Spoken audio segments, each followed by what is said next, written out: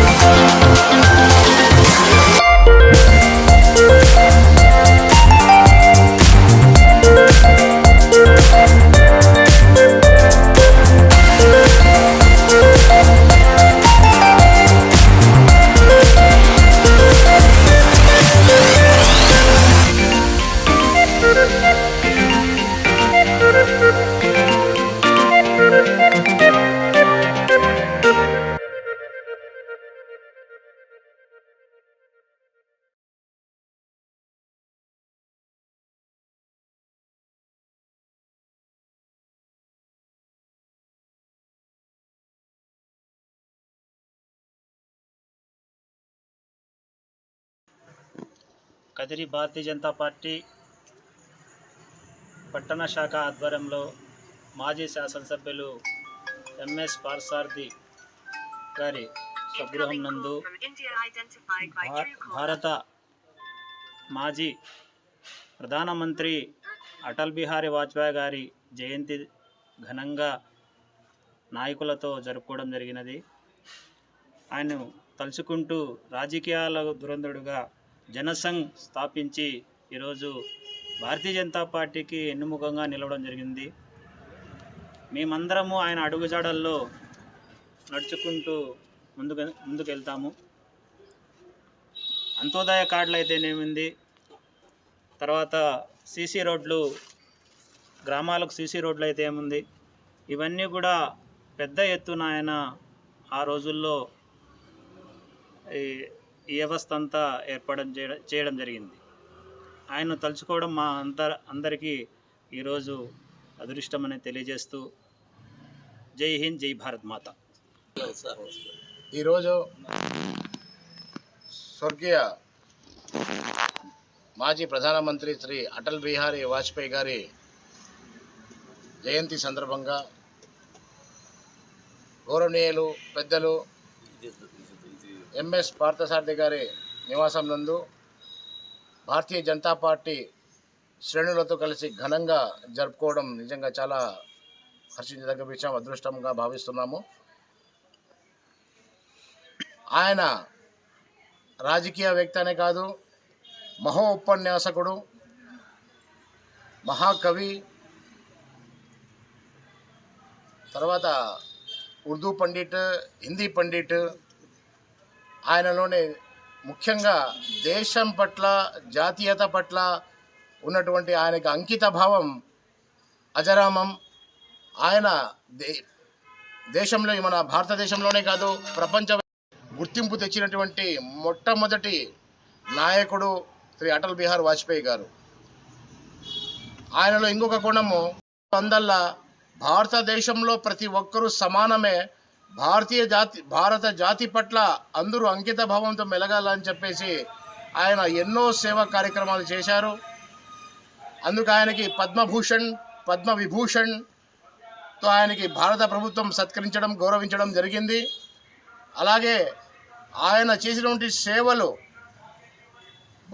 జాతీయత పట్ల, భారత జాతి పట్ల ఆయనకు ఉన్నటువంటి అంకిత భావానికి అద్దం పట్టినట్లుగా ఆయన చేసిన సేవలు ఇప్పటికీ మేము స్మరించుకుంటున్నామంటే ఆయన మహానాయకుడు కాబట్టే ఈరోజు మేమంతా ఆయనకి స్మరించుకుంటూ, ఈరోజు మేమంతా ఇక్కడ ఆయన జయంతి సందర్భంగా మేము పాల్గొనడం జరిగింది. ఈ అవకాశం ఇచ్చిన పట్టణ అధ్యక్షులు పెద్దలందరికీ నా నమస్కారాలు, ధన్యవాదాలు. భారత్ మాతాకి జై.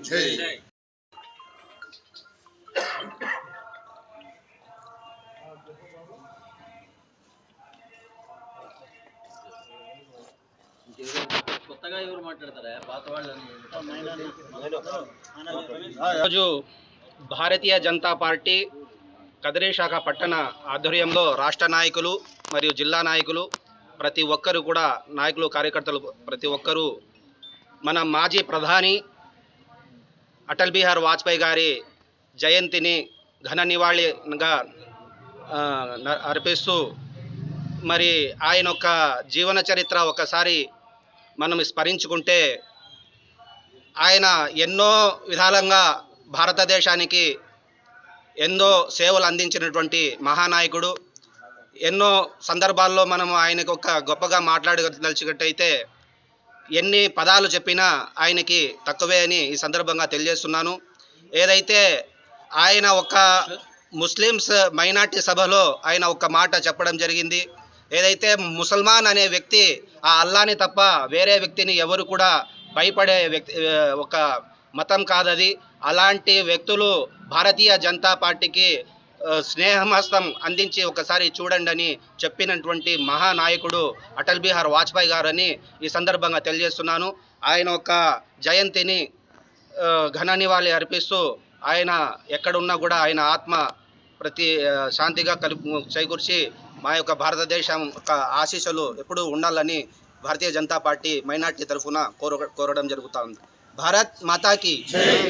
ఈరోజు దివంగత భారత ప్రధానమంత్రి అటల్ బిహారీ వాజ్పేయి జయంతి సందర్భంగా, ఆయన మన మధ్య లేకపోయినప్పటికీ ఈరోజు 100వ జయంతి జరుపుకుంటున్న సందర్భంగా భారత ప్రజలకి, భారతీయ జనతా పార్టీ కార్యకర్తలకి శుభాకాంక్షలు తెలుపుతూ కదిరి భారతీయ జనతా పార్టీ తరఫున ఘన నివాళులు అర్పించడం జరిగినది. అదేవిధంగా వాజ్పేయి గారి గురించి చెప్పాలంటే మనకు చాలా చరిత్ర ఉంది. ఆయన హయాంలో నీతికి, నిజాయితీకి మారుపేరుగా భారతదేశ అభివృద్ధి ధ్యేయంగా పనిచేసినటువంటి గొప్ప మహనీయుడు. అదేవిధంగా భారతదేశం ప్రపంచంలోకెల్లా అత్యుత్తమంగా ఉండాలని చెప్పి స్వర్ణ చతుర్భుజి ప్రవేశపెట్టి రోడ్లను జాతీయ రహదారులుగా అనేక 4 లైన్లుగా 6 లైన్లుగా నిర్మించినటువంటి మహా గొప్ప స్ఫూర్తి ప్రదాత.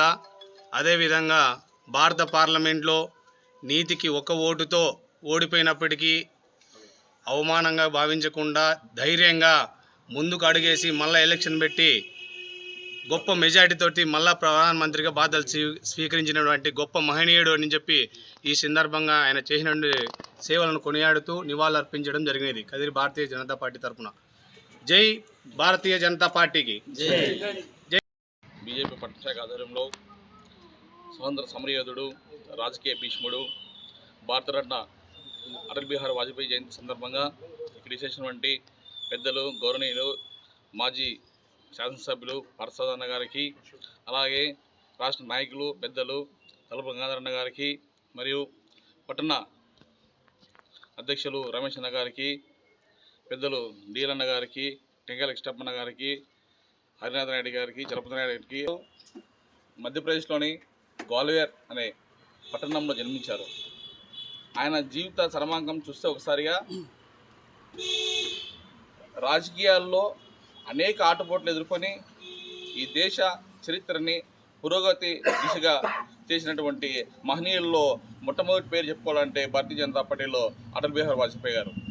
ఆయన చూపిన మార్గంలోనే ఈరోజు నరేంద్ర మోడీ కానీ ఇతర రాష్ట్ర ముఖ్య నాయకులు కానీ ఆయన యొక్క చూపుతోనే ఈరోజు దేశమంతా ప్రపంచం నలువైపులా చూస్తున్నారంటే అది అటల్ బిహారీ వాజ్పేయి గారి గొప్పతనం. ఆయన పుట్టినరోజులు మరెన్నో జరుపుకోవాలని ఈ సందర్భంగా మరీ అందరినీ కోరుకుంటూ, ఈరోజు భారత ముద్దుబిడ్డ, భారతరత్న మరియు రాజనీతిజ్ఞుడు అయినటువంటి మన మాజీ ప్రధానమంత్రి దివంగత అటల్ బిహారీ వాజ్పేయి గారి శతదినోత్సవ కార్యక్రమాన్ని భారతీయ జనతా పార్టీ కదిరి పట్టణ శాఖ ఆధ్వర్యంలో జరుపుకోవడం జరుగుతూ ఉంది. ముఖ్యంగా డిసెంబర్ 25న ఈయన పుట్టినరోజు సందర్భంగా మన భారతీయ జనతా పార్టీ మరియు కేంద్ర ప్రభుత్వంలో ఉన్నటువంటి ప్రభుత్వము సుపరిపాలనా దివస్ అనే దినంగా జరుపుకోవాలని చెప్పేసి నిర్ణయించడం జరిగింది. అంటే గుడ్ గవర్నెన్స్ డే అని కూడా అంటారు. అంటే దీని యొక్క ఉద్దేశం ఏంటంటే భారతదేశ చరిత్రలో గొప్ప రాజకీయవేత్త, మంచి వాక్చాతుర్యం గల వ్యక్తి, దూరదృష్టితో ముందు చూపుతో ఆలోచించేటువంటి మహానాయకుడైనటువంటి అటల్జీ గారి జన్మదినోత్సవాన్ని ఘనంగా జరుపుకోవాలనే ఉద్దేశంతో గుడ్ గవర్నెన్స్ డే, సుపరిపాలన దివస్గా మనం జరుపుకోవాలని చెప్పేసి నిర్ణయించడం జరిగింది. ఆయన గురించి ఒకసారి మనం స్మరించుకుంటే 1990లో పాకిస్తాన్తో మనకు కార్గిల్ యుద్ధం జరిగినప్పుడు అందరూ భయపడ్డారు. వాస్తవంగా మన దేశం ఓడిపోతుందేమో అన్నట్టు. కానీ అటల్జీ యొక్క ధైర్య సాహసాలతో మన భారతదేశం గెలవడం, పాకిస్తాన్ ఓటమిని చవిచూడడం మనం చూసాం.